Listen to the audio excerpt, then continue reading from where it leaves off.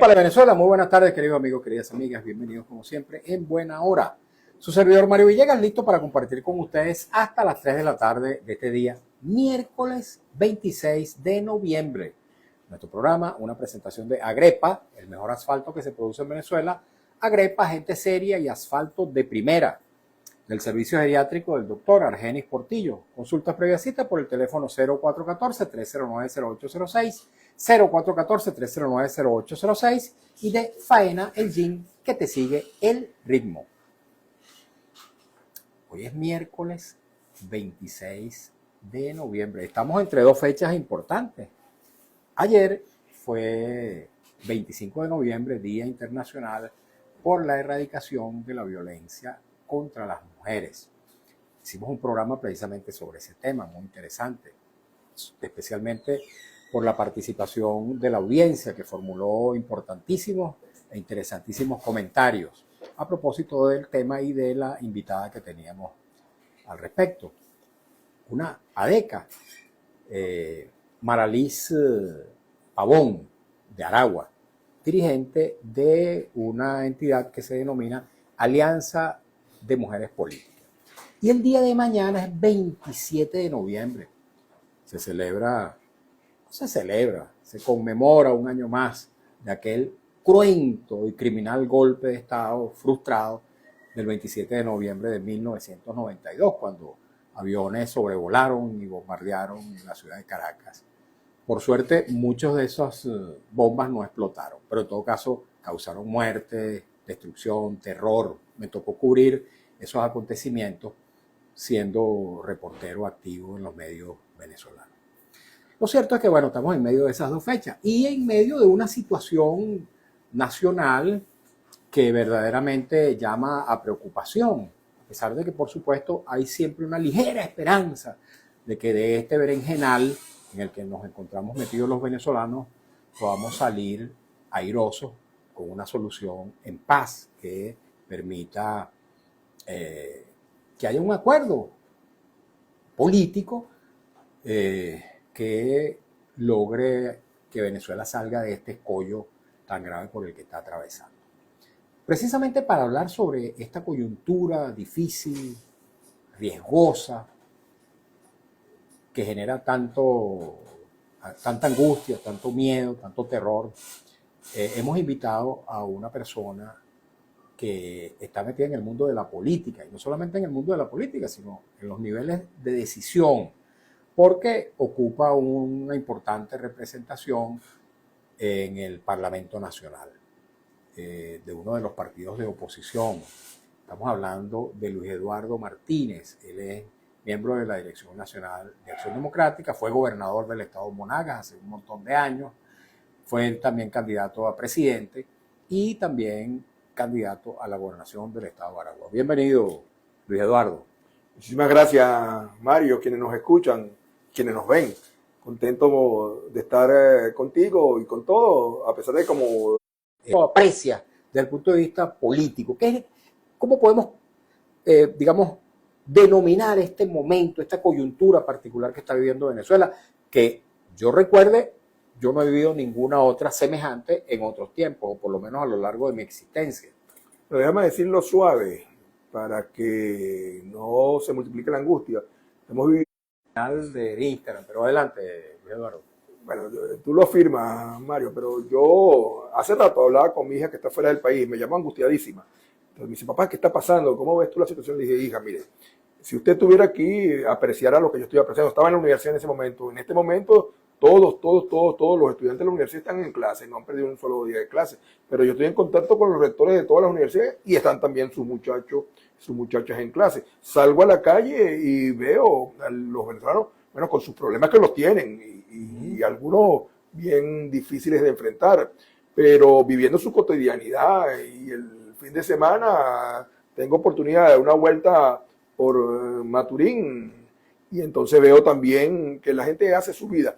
Pero si me sumerjo en la virtualidad, si voy a las redes o a internet, entonces me entra la angustia. Yo he dicho que internamente hay dos realidades, una realidad virtual y una realidad presencial. Claro, llega un momento en que la realidad virtual acogota y hace que se multipliquen las incertidumbres. Pero internamente la gran mayoría de los venezolanos hoy está dedicado a atender a sus urgencias, sus necesidades. Si a mí me preguntaran, y yo he preguntado, o sea, ¿qué le preocupa más a un venezolano hoy? Si el Gerald Ford o el valor que todos los días el Banco Central le pone al dólar,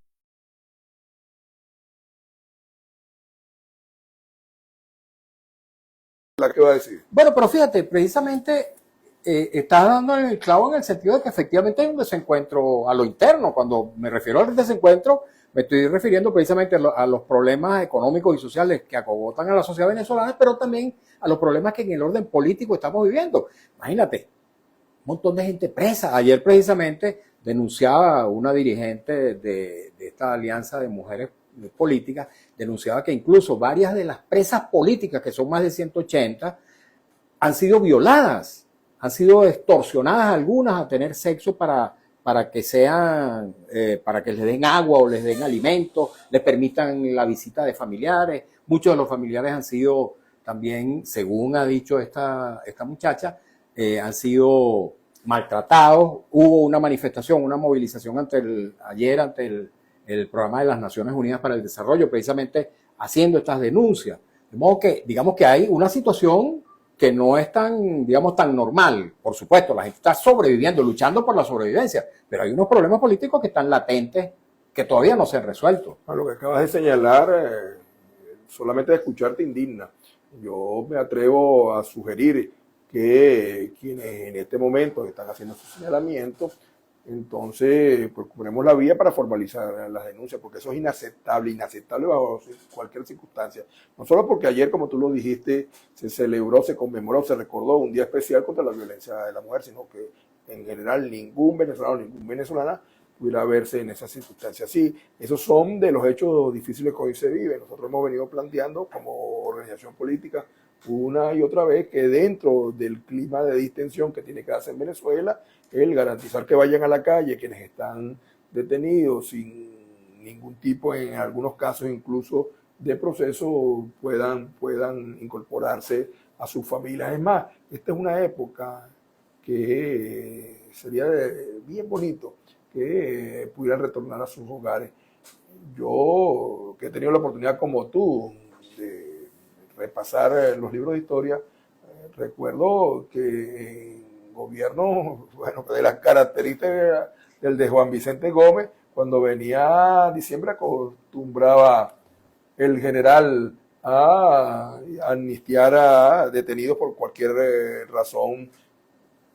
Y en buena parte del mundo el mes de diciembre es utilizado para tales decisiones. Yo exhorto al Ejecutivo Nacional de la manera más respetuosa a que demos una demostración de hermandad en este tiempo de Navidad, y quienes han estado en distintos penales del país por disentir puedan incorporarse a su familia. Sería un bonito gesto, sería un hermoso gesto. Así es. Ahora fíjate, si no lo hace el presidente de la República, tú eres miembro del Parlamento Nacional, diputado a la Asamblea Nacional. No es imaginable que tú o tu partido presenten un proyecto de ley de amnistía general con motivo de esta Navidad. Bueno, pudiéramos considerarlo. No me atrevo en este momento a asegurarlo porque es una decisión colectiva del colectivo nacional, pero ya que haces el planteamiento, con muchísimo gusto puedo hacerlo llegar a los integrantes del CEN. Sí, pudiera ser una iniciativa, pero otra vez está sujeto a una decisión de carácter colectivo. Ok, bien. Dicho esto o dichas estas consideraciones acerca de lo que estamos viviendo, me gustaría que exploráramos un poco la salida, cómo salimos de esto.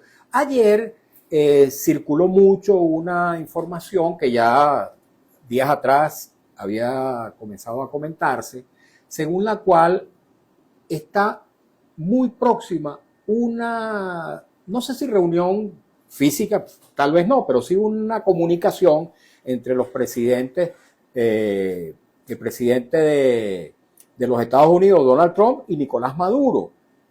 Ayer, específicamente, una periodista le preguntaba a Donald Trump por qué van a conversar con Maduro, después que lo han calificado como líder de un presunto cartel de los soles que ha sido declarado fuerza terrorista extranjera, y Donald Trump dio la respuesta siguiente: si podemos salvar vidas, lo vamos a hacer. Es decir, que dialogar es una posible salida a la crisis por la que estamos atravesando. Sin embargo, también agregó, si ellos quieren por las buenas, será por las buenas. Pero si ellos quieren por la vía mala, pues también será por lo malo, por lo difícil. Tú has afirmado que es una salida posible. Yo quiero ir más allá. Es la única salida. No hay ninguna otra alternativa para resolver la situación que hoy se vive entre Venezuela y Estados Unidos, que no sea la de el diálogo, el entendimiento, el reconocimiento de las realidades de cada uno de ambos países, y producto de ese proceso el que se produzca una reconciliación y podamos volver a ser buenos vecinos. Es absolutamente necesario y no es irreal. Trump está afirmando desde el domingo anterior, ya va semana y medio, todos los días. El domingo anterior, embarcándose desde Florida para Washington, declaró por vez primera que estaba dispuesto a conversar con el presidente Nicolás Maduro. Y luego todos los días, pero todos los días, cuando estuvo en rueda de prensa con el príncipe heredero de Saudi Arabia, cuando estuvo con el líder sirio, en cada entrevista ha dicho lo mismo, y ayer lo volvió a repetir. Yo incluso en la semana pasada, el jueves, cuando intervine en el Parlamento, señalé que, bueno, diciendo el presidente Trump que está dispuesto a conversar y a dialogar, y afirmando el presidente Maduro que también está dispuesto, bueno, la mesa está servida. Es que no hay otra alternativa, Mario. Okay. Bueno, porque de lo contrario, se va a producir el diálogo, pero muchos muertos y mucha destrucción después. El presidente Trump, y perdona que me extienda, recibió en la Casa Blanca hace pocos días al líder sirio. El líder sirio hace apenas... Fue declarado terrorista hace un montón de años. Bueno, fue declarado por el propio gobierno de Trump por el primero terrorista. Y había una recompensa sobre su cabeza. Una recompensa millonaria sobre su cabeza. Bueno, razones sobraban. Todavía hay fotos circulando del líder sirio de hoy con 2 cabezas de 2 rehenes norteamericanos a quienes los decapitaron. Pero después de 300.000 muertos, porque esa es la cifra del conflicto en Siria, entonces ahora se dialoga, se conversa, se negocia, se abrazan, se sonríen, después de 300.000 muertos. Pero un par de días antes había recibido a el príncipe heredero de Saudi Arabia. Él mismo también, y la CIA, calificó al príncipe saudí de que era un asesino, de que era el autor intelectual de haber asesinado a un periodista. A un periodista, un colega tuyo. Así es. No solamente lo asesinó, sino lo picaron en pedacitos y lo tiraron en unos envases con ácido, y nunca naturalmente se pudo encontrar su cadáver. Así es. Entonces, además yo te preguntaría, ¿quién eligió al líder sirio como el jefe de Estado y de gobierno de Siria? Nadie, ni un solo voto, las armas. Es decir, él llegó al poder allí después de una guerra que se prolongó durante muchos años. Te repito, 300.000 muertos. ¿Quién eligió al príncipe saudí como heredero de la jefatura de Estado del gobierno y como primer ministro? ¿Quién lo eligió? Nadie. Pero otras semanas antes, el presidente Trump señaló de que le gustaría muchísimo reunirse con el líder de Corea del Norte, Kim. Sí. Bueno, entre... Ya se reunió con él. Así es. 3 veces, no solamente se reunió 3 veces, sino incluso alguien le dijo que Kim era un aficionado a los Beatles, entonces le mandó de regalo un CD sobre John Lennon. Imagínate. Y no, yo quisiera reunirme otra vez con Kim. Ahora, Kim, entre otras cosas, las más sencillas, ordenó el asesinato de su hermano en un aeropuerto en Tailandia, y ordenó el asesinato a cañonazo de su tío, del hermano de su papá. Entonces, ¿a dónde voy con esto? Así. Que se está demostrando que el presidente de los Estados Unidos, cuando se trata de encontrar soluciones a diferencias entre países, deja atrás cualquier hecho que él mismo haya señalado como inaceptable, como terrible. Entonces, por eso es que yo estoy convencido que en el caso de Venezuela, donde lo que hay es una narrativa grosera, exagerada, falsa, es perfectamente viable y posible y necesario que el presidente de Venezuela, el presidente de los Estados Unidos, se comuniquen.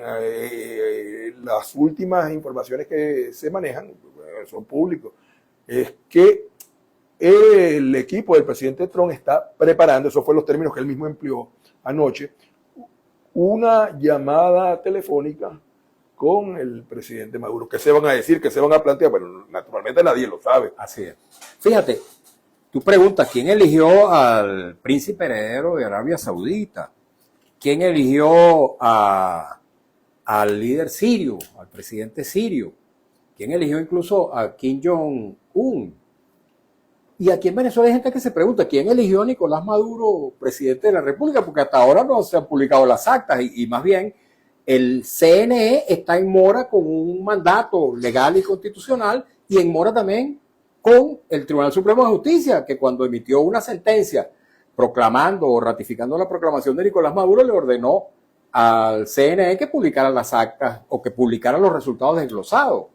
Hubo una decisión del Consejo Nacional Electoral que tú sabes y tú conocen los venezolanos, el cual señaló que el presidente Nicolás Maduro había ganado las elecciones y lo proclamó presidente. Y ese día él anunció que iba a presentar Hubo luego un recurso que se intentó en el Tribunal Supremo de Justicia. El Tribunal Supremo de Justicia citó a cada uno de los candidatos, fuimos todos, y ahí me incluyo, a la citación del Consejo Nacional Electoral primero, del Tribunal Supremo de Justicia después. El tribunal, solo uno de los candidatos no fue, y el Tribunal Supremo de Justicia dijo: tienen actas, presenten actas. En el caso de Acción Democrática, las actas que había recopilado la Secretaría de Acción Nacional se pusieron a la disposición del Tribunal Supremo de Justicia. De manera que hubo dos instancias, el Poder Electoral y el Poder Judicial, que decidieron al respecto y anunciaron al respecto. Ahora, ¿cuál es la situación hoy? Que recurrentemente se viene argumentando lo que tú acabas de señalar, pero hay un hecho fáctico.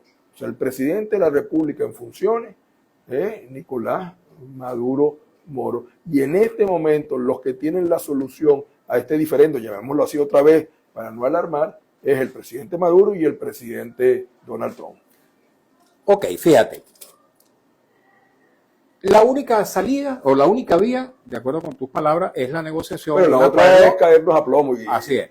Y ahí, otra vez, los que están diciendo que ese es una vía, la mayoría, por no decir todos, no viven aquí, no están aquí, su familia no está aquí, sus hijos no están aquí, sus nietos no están aquí.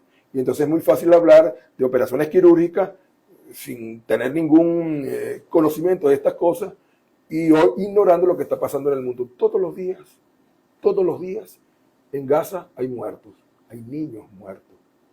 Pudieran ser tus nietos. Así es. Estoy totalmente convencido de que cualquier solución hay muertos en de Nigeria. guerra, cualquier solución de guerra nos afecta a todos. Nos afecta a todito. Pero todos estamos a riesgo. Así Entonces, es. allí yo suscribo. Y de verdad que anoche cuando vi los términos en que se empleó Trump, esa parte me llamó la atención. Si podemos salvar vidas. Si podemos salvar vidas, hay que salvar vidas.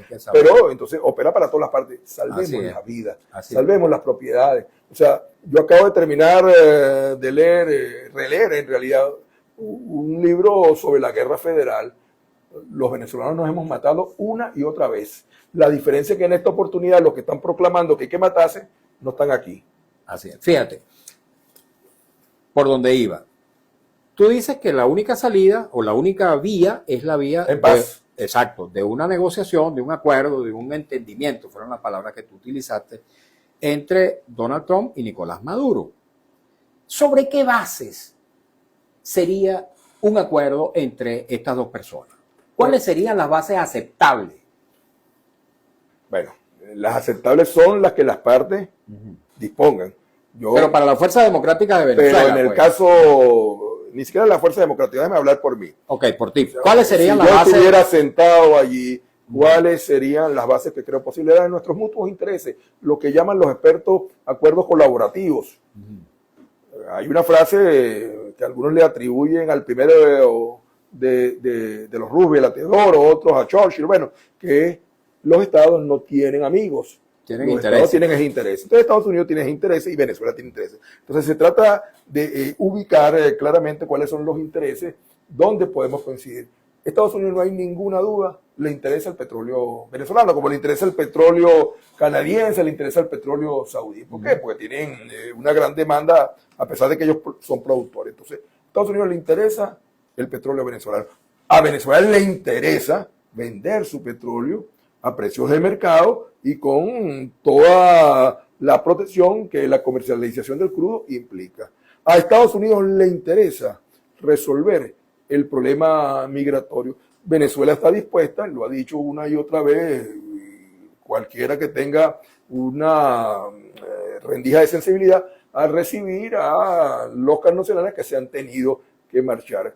Estados Unidos está interesado para garantizar su suministro estar con suficiente con gas, con producción de gas. Venezuela tiene grandes reservas de gas. Grandes empresas americanas que generan empleo, generan impuestos, tienen interés en producir. Estamos hablando de Chevron, estamos hablando de otras empresas importantes norteamericanas que generan grandes ingresos y que están interesadas en Venezuela. ¿Qué le interesa a Venezuela adicionalmente? Resolver el tema de las sanciones económicas que ya suman 10 años. Entonces, ¿qué sería un acuerdo posible? Aquel que implique, yo vendo petróleo, tú me compras petróleo, yo recibo los migrantes, tú le das oportunidad a los que migraron que no los quieres tener de mantenerlo. Y hay un aspecto que es el que se ha estado manejando una y otra vez, el que sobresale en la narrativa sin ser completamente cierta la narrativa, que es el tema de la lucha contra el narcotráfico. Venezuela ha dicho una y otra vez, y tiene que hacerlo así, que está dispuesta a hacer lo necesario para combatir el narcotráfico. Hoy Estados Unidos argumenta la lucha contra el narcotráfico como un elemento para estar en una posición de colisión con Venezuela.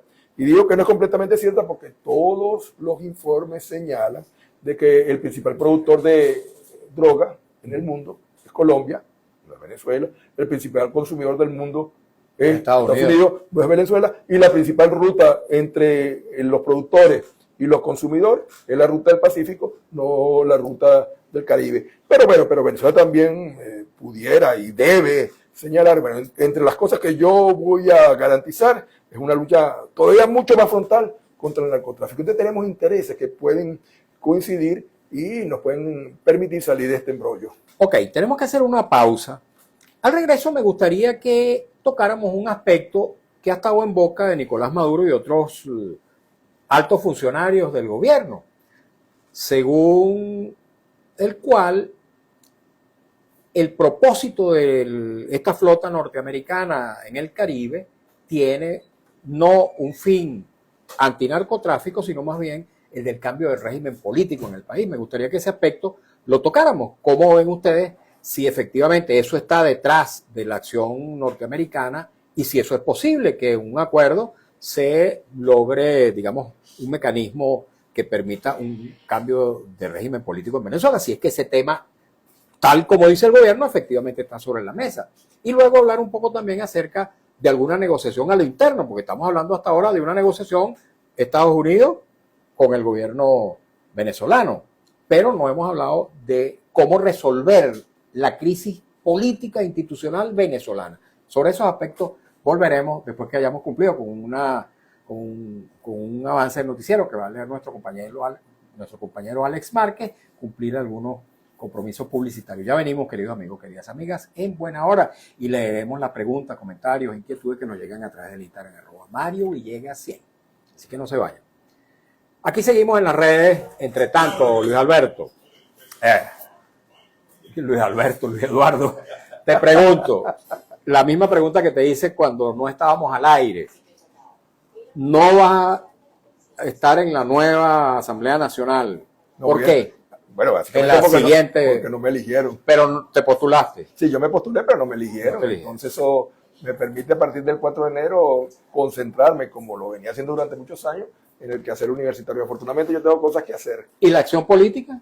Bueno, la haré, pero otra vez priorizando mi trabajo lo que desde hace otra vez más de 2 décadas le he dedicado la mayor atención. Ahora, tú eres miembro de la Dirección Nacional de Acción Democrática. ¿Qué pasó en este último CDN, en este Comité Directivo Nacional que se reunió recientemente?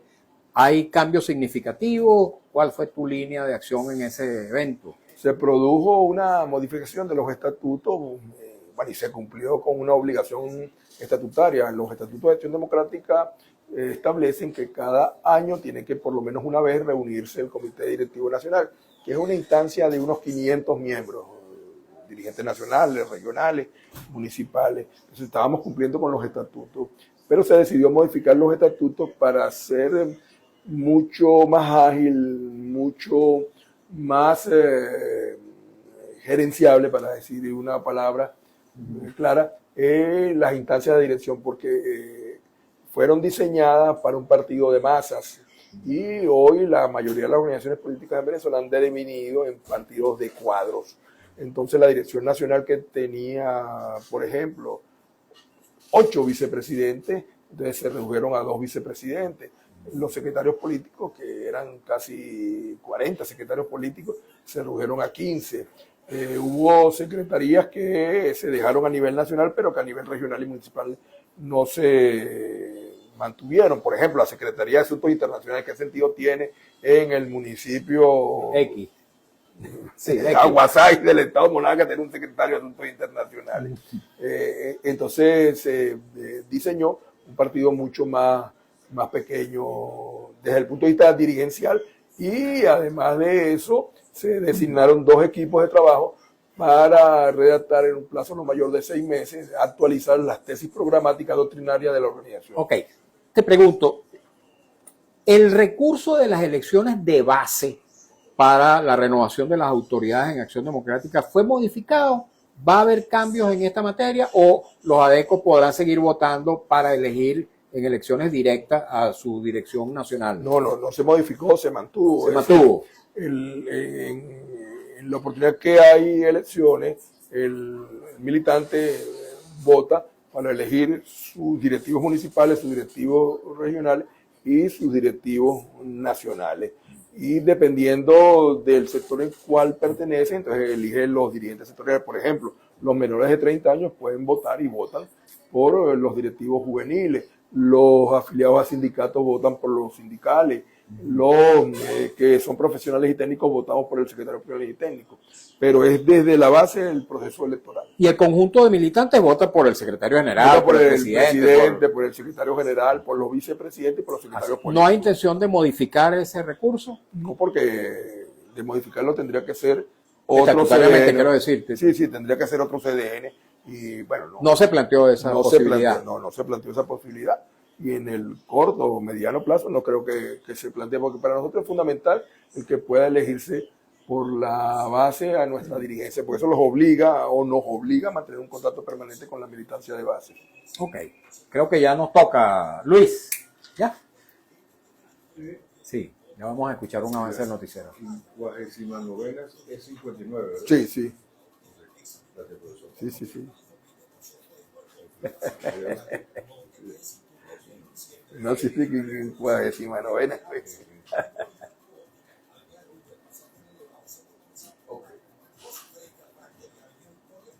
L.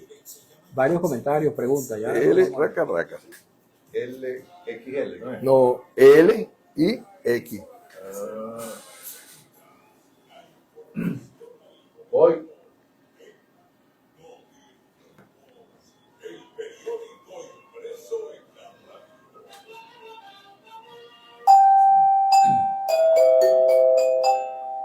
Noticiero nos informa Daniela Villalobos, vicepresidente.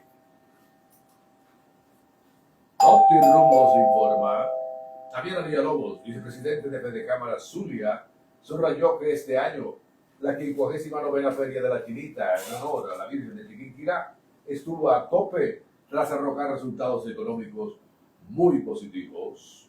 Noticiero informa el presidente de China, Xi Jinping, expresó hoy miércoles sus condolencias por las víctimas del incendio declarado en varios edificios residenciales del distrito de Taipo, esto en Hong Kong, y trasladó su apoyo a la familia de los fallecidos y los afectados por este siniestro. 13 meses sin recibir agua tienen los habitantes del barrio Los Próceres, ubicado en la carretera nacional y la calle Reinaldo Armas. A Hidrollanos lo llaman solo promesas, parece la canción. En el estado Guárico, Hidrollanos es solo promesas. Informó Notirumbos. 2:32 minutos, hora Rumbos. La emisora de Venezuela. Informando y sonando. Radio Rumbo 670 AM. 75 Gracias. años con Venezuela. Seguimos en buena hora por Radio Rumbo 670 AM. 75 años con Venezuela. Continuamos, amigos y amigas, en buena hora, y es momento de hablarles del servicio geriátrico del doctor Argenis Portillo. Como siempre, me complace mucho recomendar este servicio porque conozco de la calidad profesional y del compromiso existencial del doctor Argenis Portillo con la salud de los adultos mayores. Médico geriatra, médico intensivista, profesional de la medicina crítica. Es también profesor de las escuelas de medicina Vargas de la UCB y de la Academia Militar. Tiene consulta en la esquina de la Cibarra, Avenida Urdaneta, también en el anexo del Hospital de Clínicas Caracas, en San Bernardino, y ofrece servicio domiciliario para aquellos casos en que el paciente así lo requiera, de modo que esto es sumamente importante. Su teléfono es el 0414-309-0806, 0414-309-0806, lo recomiendo ampliamente. Estamos conversando, queridos amigos, queridas amigas, con el diputado Luis Eduardo Martínez. Eduardo Martínez, miembro de la Dirección Nacional de Acción Democrática, ex gobernador de Monagas, ex candidato presidencial, ex candidato a gobernador en el estado de Aragua, rector de una universidad, en fin, ocupa importantes posiciones en la vida pública y también, por supuesto, en el sector privado. Una pregunta quedó en el aire a propósito del análisis que estamos haciendo, o que está haciendo nuestro invitado, del momento político nacional enmarcado dentro de este escenario que pudiera denominarse de preconflicto o de amenaza de conflicto, dada la presencia de una flota poderosísima norteamericana en las costas cercanas, en la costa no, en el Mar Caribe Sur, y también este proceso de militarización de la sociedad venezolana en respuesta a esa amenaza norteamericana. Y ha dicho nuestro invitado que la única salida, la única solución es un entendimiento entre Donald Trump y Nicolás Maduro para garantizar una salida, una solución en paz. Yo preguntaba si esa es la vía para resolver el conflicto con los Estados Unidos. ¿Cómo se resuelve el conflicto al interno? No está planteada la posibilidad de una negociación que reconozca a las partes que lideran a ambos sectores, tanto al sector oficialista como a quienes lideran a la oposición en su múltiple diversidad. Desde hace 4 años, casi 5, en Venezuela hay un activísimo proceso de diálogo, hay diálogo interno, y ese diálogo interno es que ha garantizado gobernabilidad y paz interna, porque en Venezuela hay paz interna. Aquí hay un sector oficialista, no hay una oposición, hay varias oposiciones. Buena parte de esas varias oposiciones ha estado participando en los procesos de diálogo. Aquí hay, si no recuerdo el número exacto, 37 organizaciones políticas opositoras registradas en el Consejo Nacional Electoral, que participaron unas en las elecciones presidenciales, otras en las elecciones de gobernador, otras en las elecciones municipales y otras en todas. Entonces, de esas 37 organizaciones políticas opositoras, 35 están integradas a los procesos que se han venido adelantando a través de la Comisión de Diálogo, Paz y Reconciliación y del Consejo de Soberanía y Paz, instancias que, por cierto, de las dos soy vicepresidente. Muchas de esas organizaciones han sido sometidas a procesos judiciales, en algunos casos incluso absurdos, porque está el caso del Partido Comunista, al cual le impusieron una dirección política por personas que no eran miembros de esa organización. Pero en cualquier caso, el parlamentario electo por el Partido Comunista en su oportunidad, Oscar Figuera. Oscar asiste a las sesiones de la Asamblea Nacional, está allí todos los días, asiste con una religiosidad admirable. Muchas veces no le dan la palabra, se ha quejado muchas veces de que le niegan el derecho a la palabra. Está allí, Que- puede declarar, que se insulta, actúa, que está se en la ofende. calle, se mueve. O sea, ¿a dónde voy con todo esto? Y en el proceso de diálogo hay una relación cercanísima con el país nacional, en palabras de Gaitán. Aquí hay diálogo con los empresarios, los directivos de FECARAMA y las distintas cámaras empresariales de Venezuela participan activamente en el diálogo y quieren ser parte de la salida a la situación difícil económica y social del país. Hay diálogo con los rectores de las universidades. Yo acabo de recorrer el país en la instalación de los consejos de soberanía y paz regionales y sectoriales. Y yo te puedo decir, Mario, y ojalá nos hubieras acompañado, que la gran mayoría de los asistentes y participantes e integrantes de los consejos de soberanía y paz sectoriales y regionales, como en el nacional, son o independientes o militantes de partidos de la oposición.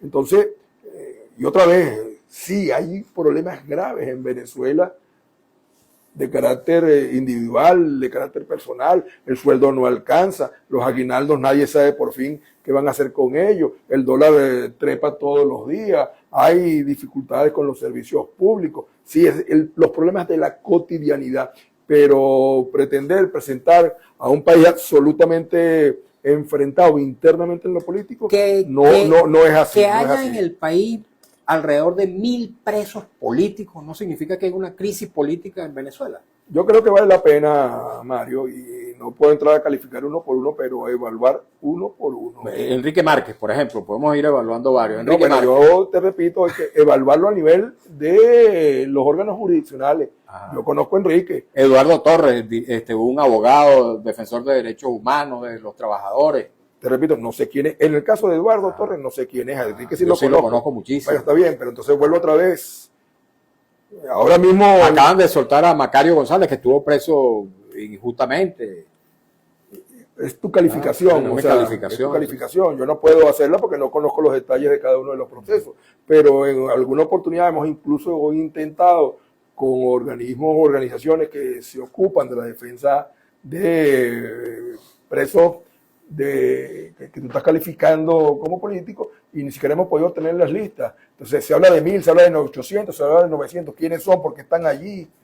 O sea, porque aquí nadie puede negar que hay lamentablemente personas que afuera, más afuera que adentro, y que adentro que no andan precisamente en una onda, digamos, institucional, sino que en muchas ocasiones actúan al margen de la ley. Entonces, creo que cada caso hay que verlo y cada caso hay que revisarlo y ni yo tengo la información de cada caso, ni probablemente muchos de los que señalan la tienen. ¿Por qué?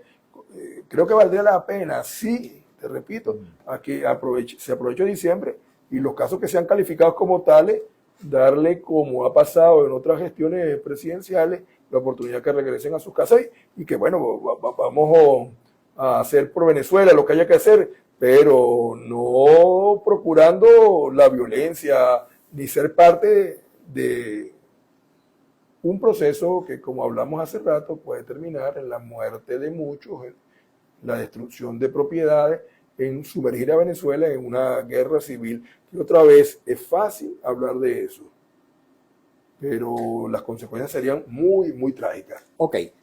Cuando nos fuimos a la pausa, dejaba también en suspenso una pregunta. Si el gobierno nacional de Venezuela ha estado denunciando que Donald Trump y las tropas norteamericanas que se encuentran en el Caribe, en esta flota naval, tienen el propósito de un cambio de régimen político en Venezuela, tal como lo han dicho Nicolás Maduro, Diosdado Cabello y todo el liderazgo del oficialismo. Si ese tema está latente allí, ¿es posible que eso sea discutido en esas mesas de negociación entre Trump y Maduro? ¿Eso está planteado efectivamente? ¿Qué resultado puede vislumbrarse? Un embajador europeo me dijo hace días atrás que la característica del gobierno americano hoy es que es unilateral y unipersonal. Y entonces, de alguna manera eso me permite darte una respuesta. Es unilateral porque el el gobierno de los Estados Unidos no está pendiente de las instancias multilaterales de otros países, actúa en su propio interés. Creo que fue Rubio, el propio Trump, que dijo algo así como, para mí el mundo es Estados Unidos. Y es unipersonal, es Trump. Entonces, ¿cómo te puedo responder yo lo que tú señalas? Lo que tú y yo hablemos aquí, lo que especulemos sobre esa materia, al fin y al cabo, mañana pudiera ser completamente distinto. Hoy Trump dice que va a pechar a Brasil con un 50% de aranceles, mañana los quita. Hoy dice Trump que va a considerar a investir contra México, contra los carteles, y mañana los quita. Yo acabo de ver un comunicado que es grosero del Departamento de Estado de los Estados Unidos contra México por dicen ellos, el incumplimiento del Tratado Internacional de las Aguas que México firmó en 1944. La palabra que utilizan es que Estados Unidos tiene que ejercer toda la presión posible para que México le garantice el agua a los cultivadores de Texas. Y bueno, te lo puedo enseñar ahorita, un comunicado oficial. Entonces el imperio actuando en su peor, tú sabes, posición. Pero vuelvo otra vez a tu pregunta, unipersonal y unilateral. Pero quienes han dicho eso, no ha sido Trump, Nicolás Maduro, estoy diciendo que no se pueda plantear. Lo que estoy diciendo es que lo que puede resultar nadie lo sabe, porque es que creo que lo serio es que le quitemos ruido a la posibilidad del encuentro, que más bien veamos como positivo el encuentro. A mí me parece positivo. Muy positivo, y sea telefónico como pareciera que va a ser el primer encuentro, o incluso los preliminares, porque es de esperar, a mí no me consta, es de esperar en atención a lo que los propios voceros estadounidenses han señalado, que en este momento pudieran estarse ya dando acercamientos preliminares para poder pasar a lo que sería ya el primer contacto directo. Me imagino que la Cancillería arreglarán previamente. O puede ser el enviado especial Grenell, puede ser con algunos de los que han estado liderando los diálogos por Venezuela, entre ellos el presidente de la Asamblea Nacional, Jorge Rodríguez. Es decir, los detalles no los conoce nadie, y creo que es conveniente que no los conozca nadie, porque eso le permite trabajar con mayor holgura. Ok, vamos a leer ahora sí mensajes que nos llegan a través de Instagram, @Mario Villegas, que han llegado en abundancia.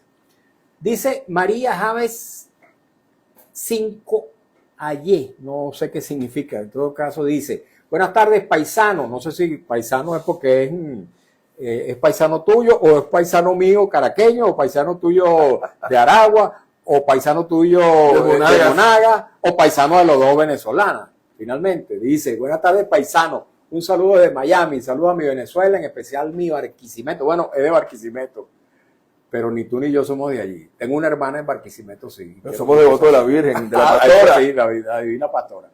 León del Valle 62. Hoy, mañana y en lo sucesivo continúo alzando mi voz por la libertad de todos los presos políticos y detenidos desaparecidos ya. Eude Gaspar dice, el partido de Bernabé, si él es opositor, yo soy astronauta. ¿Cómo quiere que responda? Bueno, responde pues. No, ¿cómo es que se puede responder? Entonces, búsquese un casco de astronauta, porque Acción Democrática es opositora. Pero están hablando de Bernabé. Bueno, y es que Acción Democrática, su secretario general de Bernabé, convocó un proceso de inscripción y recenso, convocó una elección interna, hace CDN todo lo algo no está haciendo muy bien cuando permanentemente lo relacionan con el gobierno. Bueno, como lamentablemente en estos días estaba leyendo algunos comentarios de un periodista súper reputado, esto de la generación tuya y mía, que está en Miami. ¿Cuál será? Bueno, no, que es abiertamente opositor, pero hace poco en un programa señaló de que él creía que era conveniente que Trump y Maduro... ¿Será César Miguel Rondón? No. Exactamente, sí. Bueno, lo destrozaron. Sí, así lo destrozaron. Entonces César decía, oye, pero es increíble que por solo decir que es bueno que Trump y Maduro conversen, a mí que tengo tantos años con una posición definida, lo destrozaron. Entonces, a cualquiera en este momento, con ese radicalismo que hay, entonces le etiquetan con cualquier naturaleza. Pero búscase su casco. Ok, vamos a seguir leyendo los mensajes. Dice León de Bel 62, hago un exhorto a todo aquel que se sienta ajeno a la realidad que viven los presos políticos y sus familiares a respetar. No todos gozan de las bondades rojiverdes, la libertad es el camino. Cuando dice rojiverde no sé a qué se refiere. Dice @irsarteaga, buenas tardes amigo Mario, saludos. Una pregunta al invitado, ¿por qué cuando el señor Chávez llegó al poder usted se fue del país? ¿Tenía miedo? Cuando Chávez llegó al poder, yo era gobernador de Monaga y durante más de un año ejercí la gobernación siendo él el presidente. ¿Por qué te fuiste del país en aquel momento, No, abandonando yo en un momento, la gobernación? Yo renuncié a la gobernación, que poca gente hace, porque estaba en ese momento con problemas delicados de salud y privilegié mi salud. No fui yo, por cierto, el único que en esos tiempos se separó de sus cargos. Hubo alcaldes que lo hicieron y eso es algo absolutamente normal. Si yo hubiera tenido algún causal de irregularidades y cosas, no anduviera por aquí de lo más tranquilo. Ok.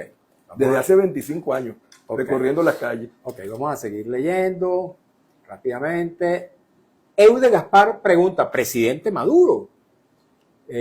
Aude Gaspar repite, después dice, ¿y quién eligió a Maduro? Y dice Franco Edison, ¿y quién eligió a Maduro? Varias personas dicen lo mismo, preguntan lo mismo. Y responde Irsa Arteaga, él. José Luis Quintero, perdóname que te diga una cosa, pero una de las pocas personas que ha estado en los encuentros con Grenell y el presidente y con los enviados americanos me dicen, me contó que de lo que más le daba ganas de reír, pero no se aguantaba. Cuando Grenell decía, era cuando Grenell le decía, Mr. President, Mr. President, Mr. President. Entonces, pues, marca el 0800 Miraflores a ver quién te va a atender. Ok, vamos a seguir. No voy a responder yo porque el invitado eres tú. José Luis Quintero 104 dice, señor Villegas, nadie en su sano juicio quiere invasión para su país. Pero ¿por qué llegamos a esta instancia? Los políticos deberían pensar bien cuando cometen sus errores y no involucren a tanto inocente. Dice @Franco Edison, Mario, eres el mejor. Bueno, el mejor aquí en este programa porque soy el único que está aquí. Pero vuelvo a insistir en lo que tú y yo coincidimos. A ver. O sea, cualquier acción armada contra Venezuela, nadie va a estar a salvo. Nosotros tenemos que ser parte de una solución en paz. Nada más importante que la paz, Mario. Estoy de acuerdo. Y lo más triste de estas cosas, la historia es demostración de lo que voy a afirmar, es que si hay un conflicto, si hay una guerra, si hay muchos muertos, miles, millones incluso, ¿cómo termina?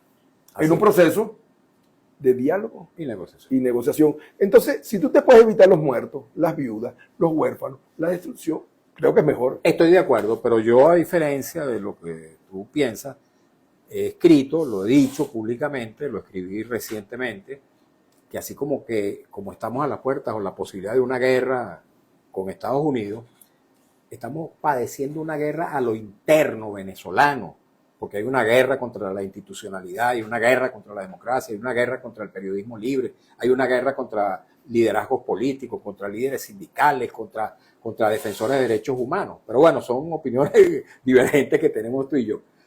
Eude Gaspar dice, en las actas que ellos presentaron, ¿quién ganó?